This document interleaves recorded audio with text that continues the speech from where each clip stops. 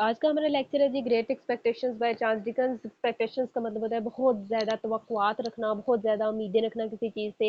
ये एक ऐसे हीरो की कहानी है जो बहुत ज़्यादा उम्मीदें रखता है अपने मुस्तकबिल से, ठीक है? इसका नाम है पिप। पिप जो है वो उसके वालिदैन का इंतकाल हो चुका है। वो अपनी सिस्टर और अपने जीजा जो हैं मिसेज़ जो गार्गरे और मिस्टर जो गार्गरे उनके घर में रहता है। मिसेस जो गार्गरे जो है इंतहाई गुस्सेल तबीयत की मालक हैं, बहुत ज़्यादा गुस्सा करती हैं पिप के ऊपर। एक दिन ऐसा होता है कि पिप जो है वो अपनी वालदा की कब्र के ऊपर जाता है। वापसी पर उसे एक ज़ंजीरों में जकड़ा हुआ, बेड़ियों में बंधा हुआ जो है वो एक प्रिज़नर मिलता है, एक मुजरिम मिलता है। तो वो उसे जिसका नाम है एबल मैग्विच, वो उसे डराता धमकाता है पिप को और उसे कहता है कि मुझे खाना और मेरी जो बेड़ियाँ हैं उनको काटने के लिए कोई कटर वगैरह मतलब इस तरह की चीज़ ला के दो जिससे मैं अपने आप को आज़ाद कर लूँ।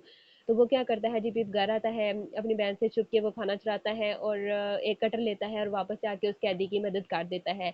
अब वो सीन क्लोज़ हो जाता है। अब क्या होता है मिसेज़ हैविसम जो कि एक अमीर औरत है, पिप के घर के करीब ही उनका घर होता है और वो मिसेज़ हैविसम की एक ही बेटी है जिसका नाम एस्ला है। एस्ला के बाद वो मिसेज़ हैविसम की एक ही बेटी है जिसका नाम एस्ला है। तो वो क्या चाहती है, वो ये चाहती है कि एस्ला के साथ खेलने के लिए कोई दूसरा बच्चा मिल जाए।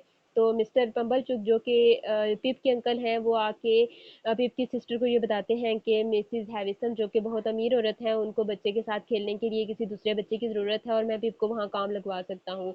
और वो क्या करती हैं जी, वो फौरी तौर पर उसकी बहन वहाँ भेजने के लिए मान जाती है, लेकिन जो पिप है वो नहीं जाना चाहता, लेकिन उसके बावजूद उसे वहाँ जाना पड़ता है। वहाँ क्या होता है जी, वहाँ वो उसकी जो मिस हैविसन की बेटी है एस्ला, एस्ला से मिलता है। एस्ला नहायत खूबसूरत लड़की होती है और वो जो पिप है वो शुरू में ही पहली नज़र से ही उसे पसंद करना शुरू कर देता है, लेकिन जो एस्ला है वो नहायत मगरूर होती है और पिप को हकारत की नज़र से देखती है क्योंकि वो एक गंदे बैकग्राउंड से आया होता है। गंदे बैकग्राउंड से ये मुराद है, एस्ला की नज़र में वो गंदा होता है क्योंकि वो एक गरीब बैकग्राउंड से तलक रखता है। असला उसे बिल्कुल भी लिफ्ट नहीं करवाती, ना ही असला को उसके साथ खेलना पसंद होता है और वो जो है वो पिप को साफ-साफ ये बातें सारी बता देती है। अब जो पिप है वो साँसे कमतरी का शिकार हो जाता है, वो चाहता है कि वो किसी तरह मतलब जूँ-जूँ असला से मोहब्बत में गिरफ्तार होता जाता है तो वो क्या करता है जी, वो अपने बैकग्राउंड से, अपने बहन और जीजा इन सब से वो नफ़रत करना शुरू कर देता है। वो उन सब से अलग होना चाहता है, वो अपने बैकग्राउंड से दूर होना चाहता है,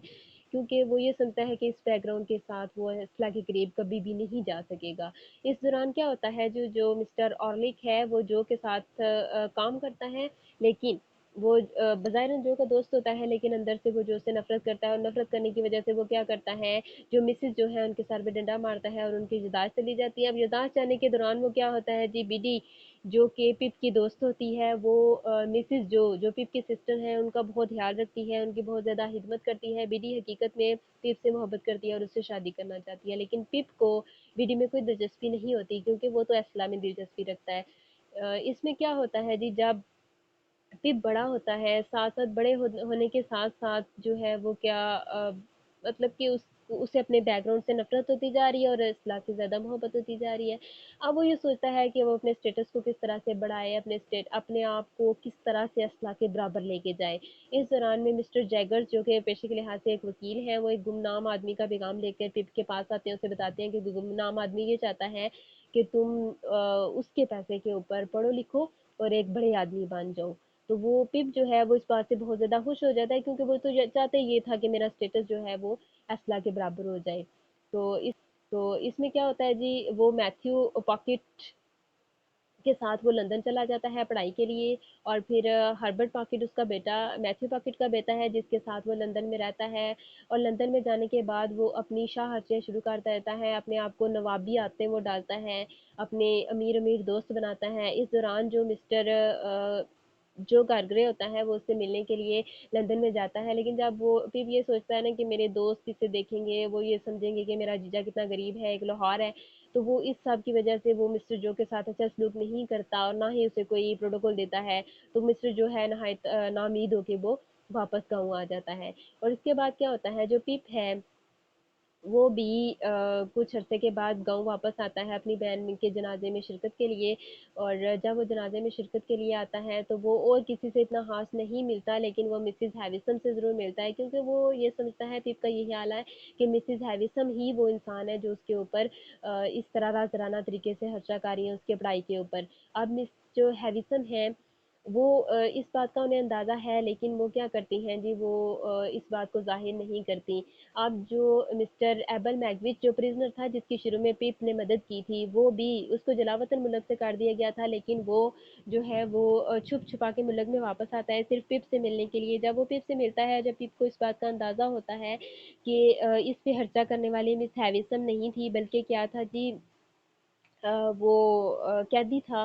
तो पिप को जो है वो बहुत ही सदमा होता है, वो ये सोचता है कि मैं एक मुजरम के पैसों से अपना स्टेटस बना रहा था। उससे इस बात से बहुत ज़्यादा शॉक लगता है, वो जाता है मिस हैविसन के पास इस बात को कंफर्म करने के लिए। अब मिस हैविसन जो है वो क्या करती हैं जी, मिस हैविसन उसे क्लियर कर देती हैं कि वो पैसा खर्च करने वाला कोई और इंसान था, मिस हैविसन नहीं थी। साथ साथ उसे ये बता देती हैं कि एस्ला जो है, एस्ला को उन्होंने इस्तेमाल किया था अपना बदला पूरा करने के लिए। बदला किस बात का? बदला इस बात का वो लेना चाहती थी क्योंकि उनका मंगेतर जो था वो उन्हें शादी के गाउन में, मतलब कि जब उसकी शादी थी तो वो शादी के दिन वहाँ से भाग गया था। यही वजह थी कि जो मिस हैविसन थी वो ज़हनी मरीज़ा की हैसियत थी, मतलब उनकी, और वो नफसियाती मरीज़ थी, और इस हवाले से वो क्या समझती थी, वो तमाम दुनिया के मर्दों से नफ़रत करती थी और सारे मर्दों को वो उसी नज़र से देखती थी जो कि धोखा देने वाले होते हैं।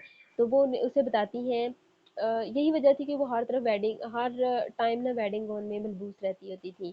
यानी वो उस आदमी का आज भी इंतज़ार करती थी जो उसे उन्हें शादी के दिन छोड़ के भाग गया था।